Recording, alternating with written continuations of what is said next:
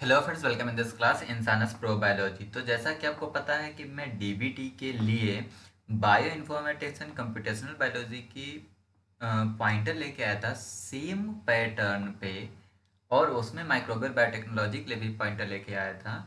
Same pattern पे मैं diversity of life के पॉइंटर लेके आ रहा हूँ। टोटल 10 दिन का यह वीडियो है। 10 दिन में हम आपका maximum portion of diversity of life के जो पॉइंट्स है उसको डिस्कस कर लेंगे, जिससे कि आप 2 मार्क्स के क्वेश्चन को मिस ना कर सकें।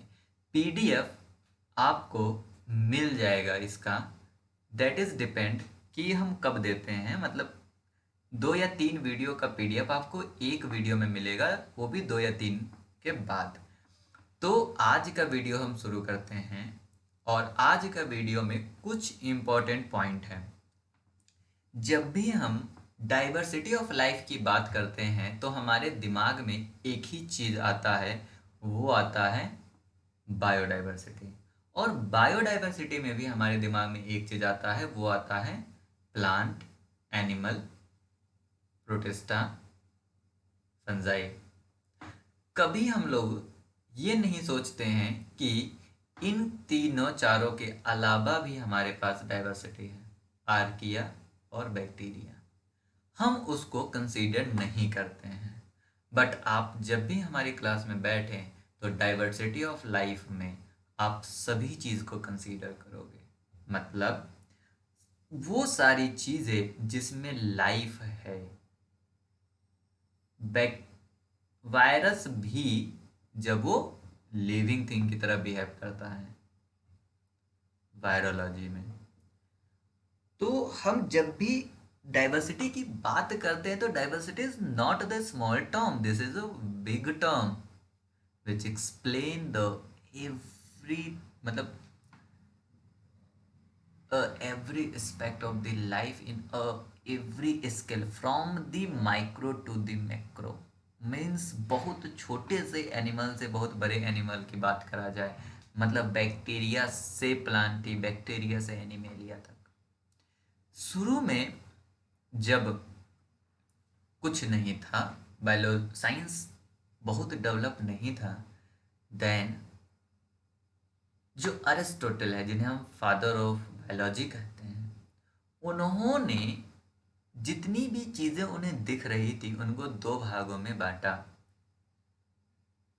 जो चल रहे थे और जो नहीं चल रहे थे, प्लांट और एनिमेलिया। कैरोलस लीनियस भी 2 भागों में बांटे थे, प्लांटी और एनिमेलिया। प्लांटी और एनिमेलिया, इसे हम 2 किंगडम क्लासिफिकेशन कहते हैं। थोड़ा डिबेटेड है ये टर्म कंसेप्ट, तो इसलिए मैंने उसको यहाँ पे इनकॉर्पोरेट नहीं किया, और ये पूछा भी बहुत कम जाता है।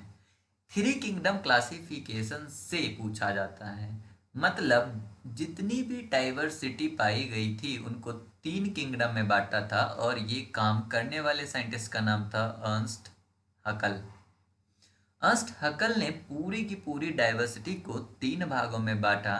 एक animalia means animal, Plantae means plant, और प्रोटिस्टा मीन्स यूकैरियोट्स, मतलब एनिमल, प्लांट और यूकैरियोट। यूकैरियोट प्रोटिस्टा में सभी को रख दिया गया, जितने भी जो भी प्लांट और एनिमेलिया में नहीं रखे गए थे।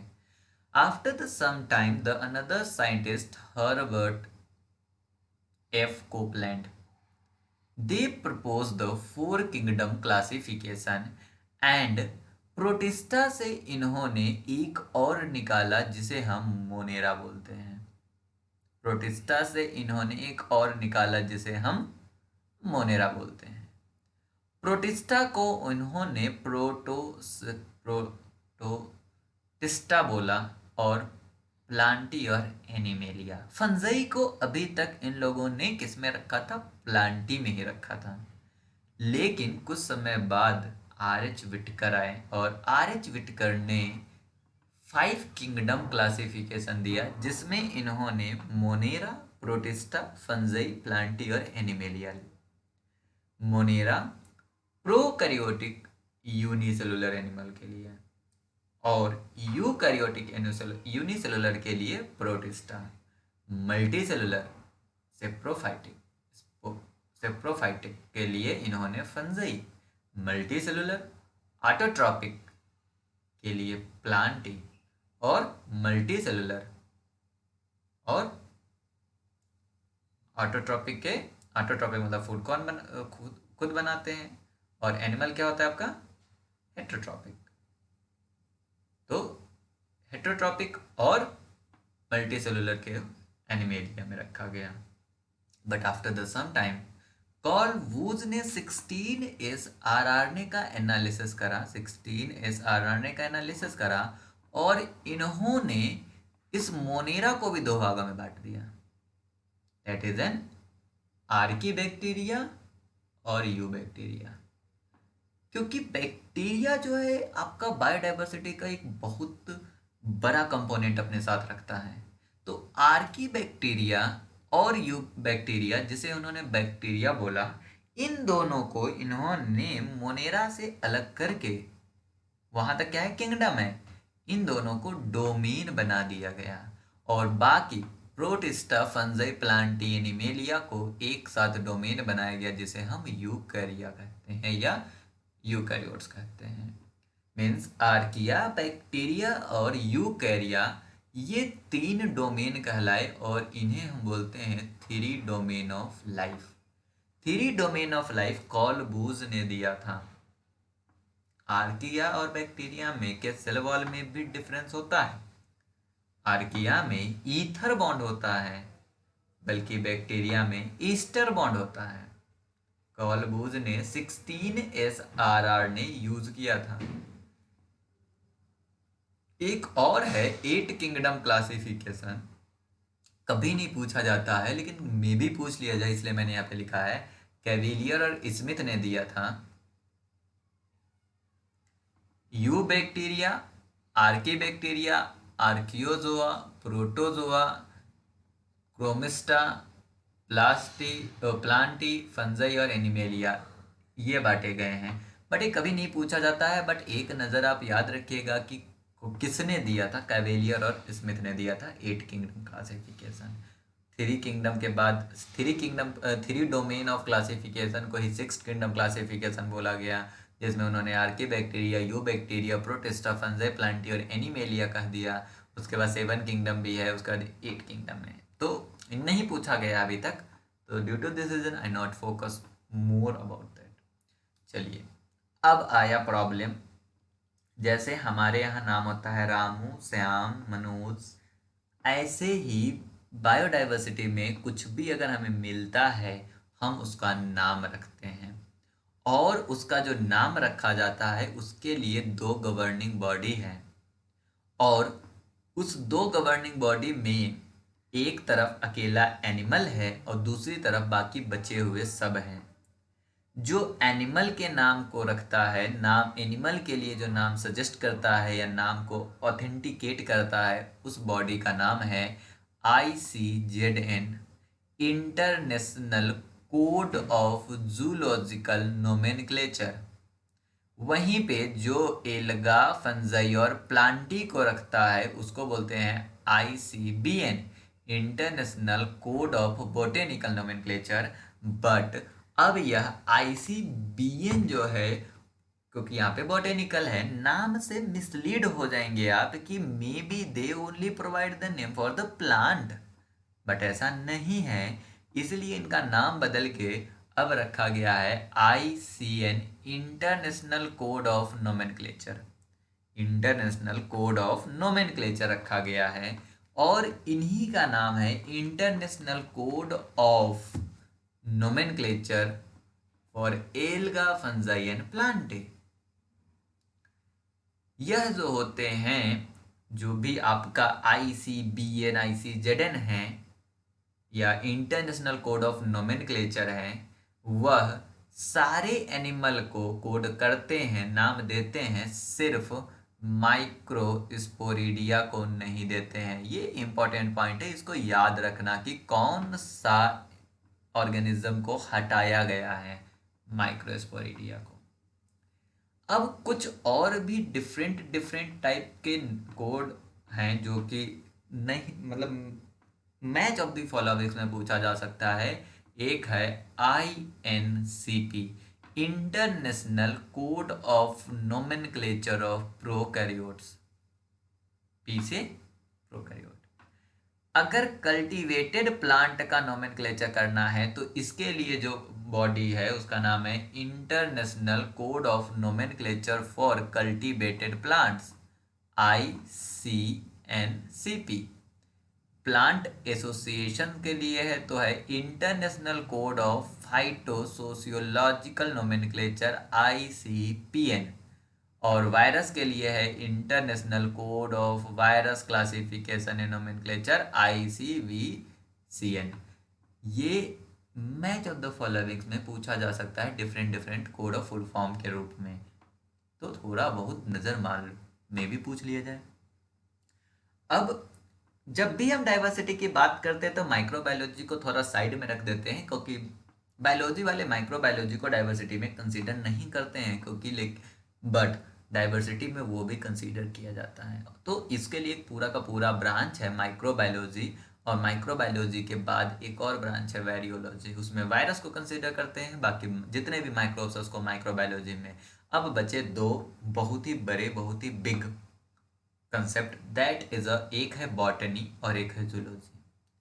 अब बॉटनी और जूलॉजी, उनके ऊपर नज़र रखने के लिए, उनके ऊपर क्लाइमेट चेंज के इफ़ेक्ट के को देखने के लिए, उनके ऊपर रिसर्च करने के लिए या उनके ऊपर कंजर्वेशन करने के लिए, उसमें कितने स्पीसीज इंडेंजर्ड है, कितना क्या है, जर्म प्लाज्म, जीन बैंक, मतलब जितनी भी प्लांट से रिलेटेड चीज़ है उसके लिए इंडिया में एक बॉडी बनाई गई थी, जो कि कलकत्ता वेस्ट बंगाल में बनाया गया था 13 फ़रवरी 1990, ओ सॉरी 1890, 13 फ़रवरी 1890 को, जो कि government of India, ministry of environment, forest and climate change पर बनाया गया था। तो उस बॉडी का नाम है botanical survey of India. Same botanical survey of India जो होता है, जो काम है, वो काम करता है प्लांट पे, फ्लोरा पे। Floral diversity, floral climate change का इफेक्ट फ्लोरल पे क्या हो रहा है, survey, research, conservation of plant wealth of India, flora, endangered species of maintaining germ plasm, gene bank of endangered, patent and vulnerable plant species को मतलब देखभाल करता है आपका BSI, botanical survey of India.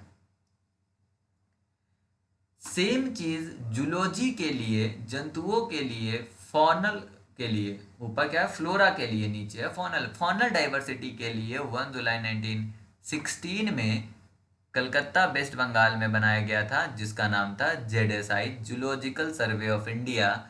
और इसका काम होता है आपका फॉनल डाइवर्सिटी को देखना, प्रोटेक्टेड एरिया को देखना, इकोसिस्टम और प्रोटेक्टेड एरिया में फॉनल डाइवर्सिटी को देखना। उसका क्या काम है, फ्लोरा डाइवर्सिटी को देखना।